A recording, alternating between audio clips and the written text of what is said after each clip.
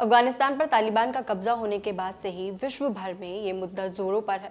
International politics हो या national, सभी के मुद्दे को लेकर अपनी अपनी अलग राय हैं।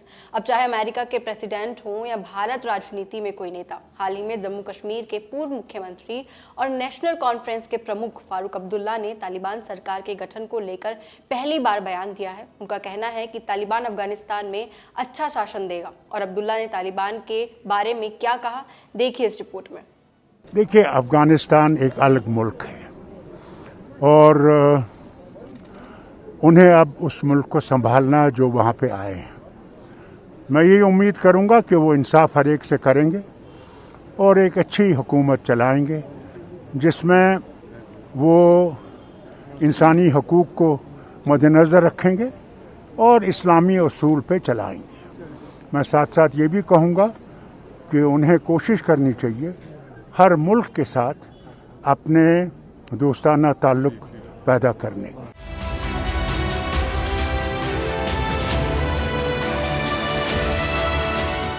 अफगानिस्तान पर कब्जा करने के बाद तालिबान ने नई सरकार का ऐलान किया है, जिसको लेकर जम्मू कश्मीर के पूर्व मुख्यमंत्री और नेशनल कॉन्फ्रेंस के प्रमुख फारूक अब्दुल्ला ने पहली बार कोई टिप्पणी की है। उनका कहना है कि उन्हें उम्मीद है कि तालिबान अफगानिस्तान में अच्छा शासन देगा। इसके साथ ही उन्होंने जम्मू कश्मीर को पूर्ण राज्य का दर्जा देने और धारा 370 बहाल करने की भी मांग की। जहां आए दिन तालिबान का असली चेहरा लोगों के सामने आ रहा है, ऐसे में पूर्व मुख्यमंत्री का ये बयान काफी चर्चा में है और शायद ये वाजिब भी है, क्योंकि अगर देखा जाए तो अब्दुल्ला का ये बयान अफगानिस्तान के लोगों के और साथ ही भारत में भी लोगों के विचारों को ठेस पहुंचाने वाला है। किसी को तालिबान की शासन प्रणाली पसंद नहीं आ रही। इवन वहां की महिलाएं तो उनके शासन का हर रोज विरोध करते नजर आती हैं। तालिबान सरकार के गठन को लेकर फारूक अब्दुल्ला ने कहा कि तालिबान को मानवाधिकारों की सुरक्षा सुनिश्चित करनी चाहिए और इस्लामी सिद्धांतों का पालन करना चाहिए। इसके साथ ही बाकी दुनिया के साथ अच्छे संबंध बनाने चाहिए। नेशनल कॉन्फ्रेंस के फाउंडर शेख मोहम्मद अब्दुल्ला की 39वीं पुण्यतिथि के मौके पर पत्रकारों से बात करते हुए फारूक अब्दुल्ला ने अनुच्छेद 370 का भी जिक्र किया। उन्होंने कहा कि जम्मू कश्मीर के लिए राज्य का दर्जा और अनुच्छेद 370 बहाल करने के लिए प्रतिबद्ध हैं।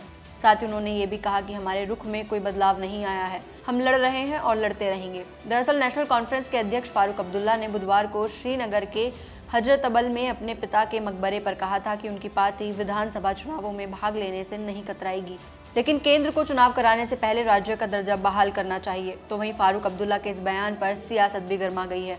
फारूक अब्दुल्ला के इस बयान पर बीजेपी भड़क गई है। बयान को लेकर बीजेपी नेता और जम्मू कश्मीर के पूर्व डिप्टी सीएम निर्मल सिंह ने फारूक अब्दुल्ला पर हमला बोला है।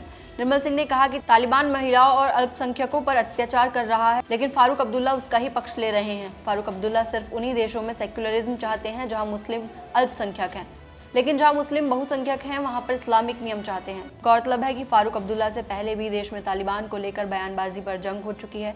शायर मुनव्वर राणा, सपा सांसद शफीकुर रहमान बर्क ने तालिबान को लेकर जो बयान दिए हैं उन पर काफी बवाल हुआ था, लेकिन तालिबान को लेकर भारत की ओर से अभी स्पष्ट नीति का ऐलान नहीं किया गया है।